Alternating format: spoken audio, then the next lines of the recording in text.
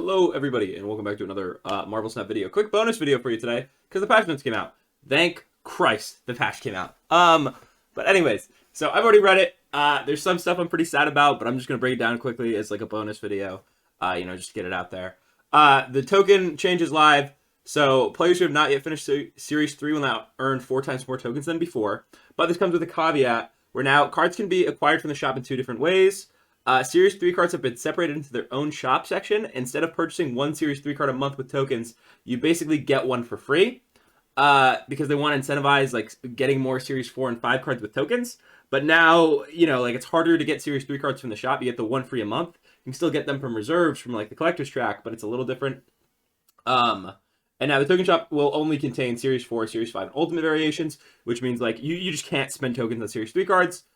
Which I think is like a good change for me, right? Because I just want free Series 3 cards at this point. There's only really a few I care about that I'm missing. Like I care about missing Titania, I care about missing Viper and stuff like that, and I just get to get them for free now. I don't have to spend anything. But I think this issue, I kind of talked about this on stream yesterday because I knew this change was coming. It doesn't really address the bigger issue of like, I feel like when you first start Series 3, there's a huge gap between like players who have really good cards and players who don't have really good cards because they just started Series 3. And until you're like collection level 1000, you get more cards from the reserves track. Like you're not actually at like that like end game collection level 1000 plus rewards track where you're getting the different kinds of reserves. But I do think that like it's still like a big gap. And one of the nice things I think before was with the 3000 free tokens you got once you got the token shop is that you could get 3 Series 1 cards that you really wanted. You get 1 Series 3 cards that you want, and then you just needed another 1,000 for a Series 4 card. It was really useful. And I understand they want to, incentivize 4 and 5 cards from the token shop. But I just think that gap of when you first start Series 3 and you're like a newer Series 3 player, like early Series 3, it just got worse. I mean, so like it's better for me. It's better for players who are like closer to Series 3 complete, or maybe only missing like 10 or 15 cards. Because in like 2 or 3 months, now you spend less collector's tokens on Series 3 cards. You just kind of get them naturally, and you get to pick up Series 4 cards with your tokens. It feels a little bad. I'm not like crazy about the change either way, because it does again help me. But I think it's like kind of detrimental when they want to like increment new players into the game, because a lot of players quit when they get to Series 3 and they're playing like the best decks still. So it's a little awkward.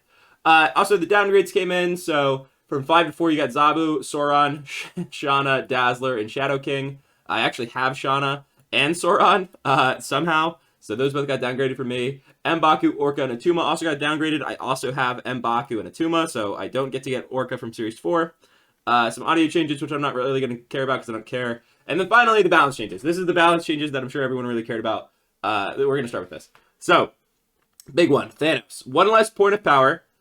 I'm just going to read this out loud. We increased Thanos' power in a previous patch that was built during a time with Zabu and Silver Surfer. We're suppressing the success of Thanos-based decks. We're happy to keep him at 9+ power for Shang-Chi's sake. I like that a lot. I talked about that when the first announcement kind of came out that he was increasing in power. I think making him Shang-Chiable is a good change. But given his recent success, we thought it appropriate to pull back on the buff just a touch. This change will dramatically impact the success of Thanos decks, as most of the strengths of the stone interactions. Space Stone. On reveal next turn, you can move 1 card at this location to... And you draw a card, obviously. To on reveal, next turn, you can move 1 card to this location, draw a card. I think that's a great change. Space Stone was, I think, easily one of the most frustrating cards. And this basically shuts down... I haven't read the developer comments, but I assume this is like meant to shut down the Lockjaw interactions, which I think is a great change. Because that was the most frustrating thing, right? Is like, okay, they play a Space Stone, they get a Chavez, they get a She-Hulk or whatever. And then they move the Lockjaw. And then...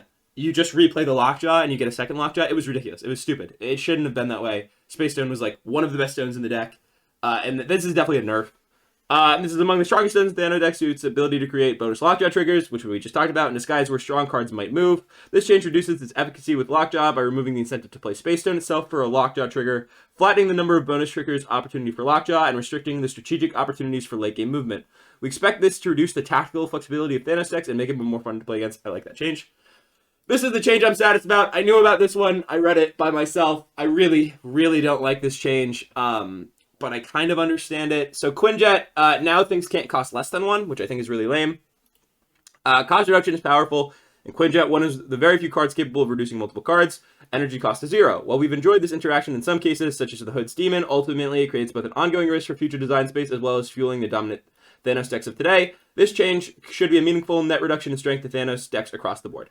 So the reason I don't like this change is I just wish they said, that the stones started in your deck with Thanos, because functionally it's the same change, right? Like Quinjet doesn't get any weaker, but the Thanos decks still have 1-cost stones, which is a huge change. Like the stones not costing 0 is a massive change to the strength of the Thanos deck, along with the space stone change.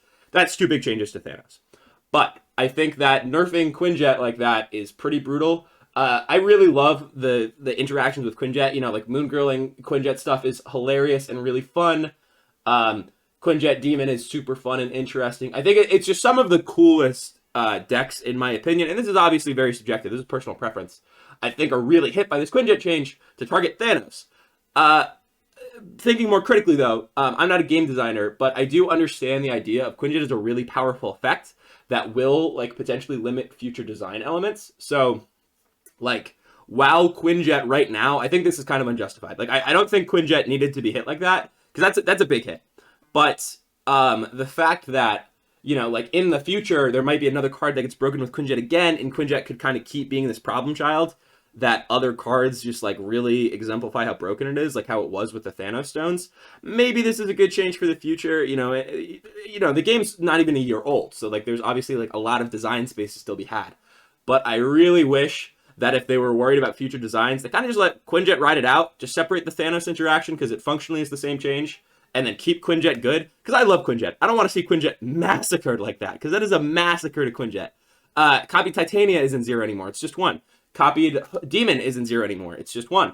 Any 1-drop you copy is just 1. I don't like it. I'm a little sad about it because I just love the Quinjet decks, but I understand it. That's my thoughts. That's the change I'm most sad about, but, So next we have Red Skull. So instead of being a 5/15, ongoing enemy cards at this location have +2 power, it's a 5/13, and they have +1 power at this location. This is functionally a side grade, where so if you just played an honest Red Skull at a location, it was 7, right? Because you give the opposing cards +8, you add 7 power to your own place, it's 15 power, so it's only a net 7 difference. It is still only a net 7 difference, right? Because it's 13, they go +1. I guess it's actually a little different now. So it's actually a little bit better now, where now you can play it as a 5/9 worst case scenario, where worst case scenario before it was a 5/7. But now, the biggest change is that it's worse with Shuri. That's a big change, right? It's worse with Shuri. That's a good amount less power. That's 4 less power off of Shuri. Shuri actually didn't get touched in this patch.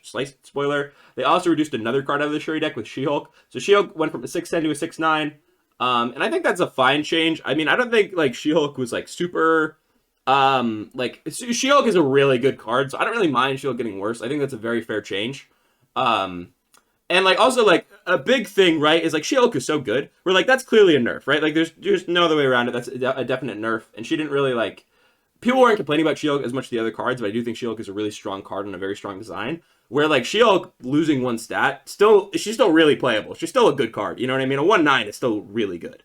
Where I think that's totally fair. The last kind of nerf to both the Thanos decks and to the Shuri decks is Aero. And Aero got slaughtered a little bit more than Quinjet. So Aero 5/7 on reveal, move all cards. We all knew what Aero did before. Now she's a 5/8 on reveal, move the last enemy card played this turn to this location. That is a huge nerf to Aero. Only moving 1 card is crazy. The last enemy card too, so you can play around it now. Aero used to pull randomly, which was definitely weird. But now, she pulls 1 card and it's the last card you play, so you have a lot of agency on what gets pulled by Aero. That's kind of crazy.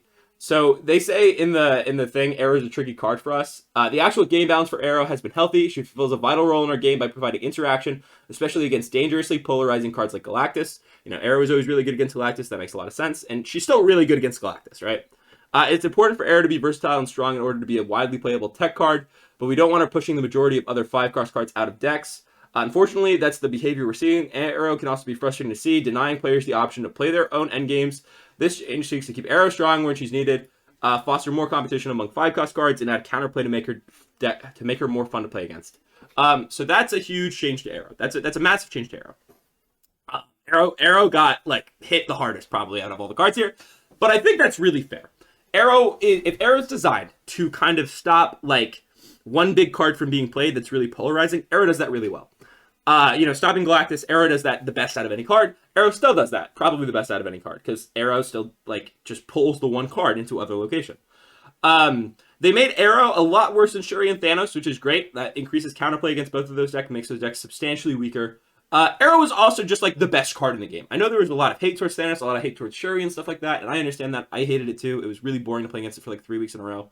But like to say Aero is anything but the best card of the game is ridiculous. It was pool 3. It just like was the best card in a lot of the best decks because it was so good. Like the best decks were so good because they were great Aero decks also. Aero's insane, and Aero needed to be hit at some point. And like I think this is actually like a pretty good change for the most part, except for one thing which we'll talk about in a second. But like Aero being one more point of power to just pull one card still makes her like good in certain scenarios, and I think they want her to be more niche. But it just doesn't make her omnipresent. Where like there was like basically you needed a really good reason not to play Aero, right? I talk about it all the time. You needed a really good reason to not play Aero in your deck because Aero is just like so stupidly good. Like it was so strong. It was the best card. You needed a crazy reason to not play Aero in your deck. And I think this removes that, right? Like Aero is specifically good in some decks now to counter some decks also. I think that is totally fine.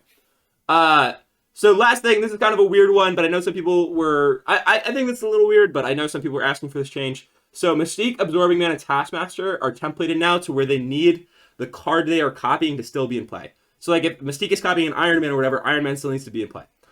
The big one is Taskmaster. I think they just hit Mystique and Absorbing Man specifically to keep consistent, but Taskmaster now needs the card to still be in play. So if you Shang-Chi the Red Skull that they're copying with Taskmaster, Taskmaster won't copy it. There's no valid target for it anymore. Making it kind of similar to Armin Zola also, I guess. Like, this is kind of similar to Armin Zola. I think this is fine. Then there's some other minor changes where Morbius power no longer updates in hand or deck, only at location. Same with Null, it doesn't upgrade in your deck.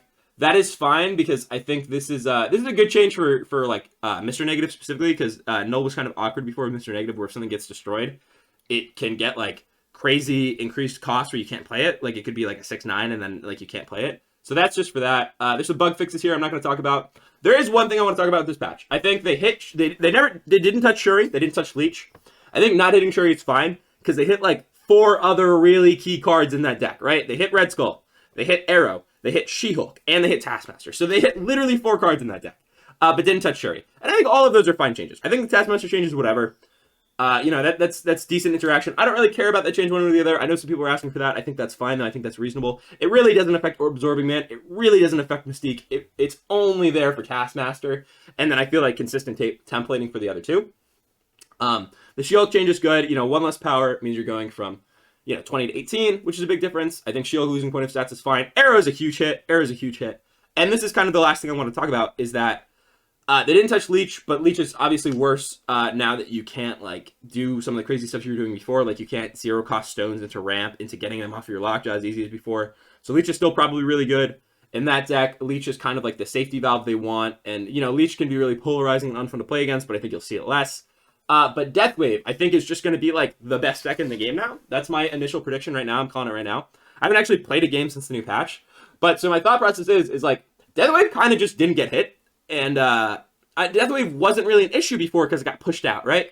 But now, like, the other 2 big dogs are weaker. And the changes they made actually don't hurt Deathwave at all. So, like, She-Hulk losing 1 power, sure, that's bad with Deathwave.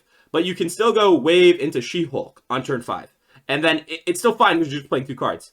Arrow is still really good into Deathwave because, like, Wave Arrow is still really strong. Because if Arrow is only pulling 1 card, it's not a change, right? Like, if you set up Wave and then you She-Hulk Arrow, you can still do the same, like, degenerate stuff you could do before. You can also play Death Arrow She-Hulk off of a Wave, and it doesn't change anything as before.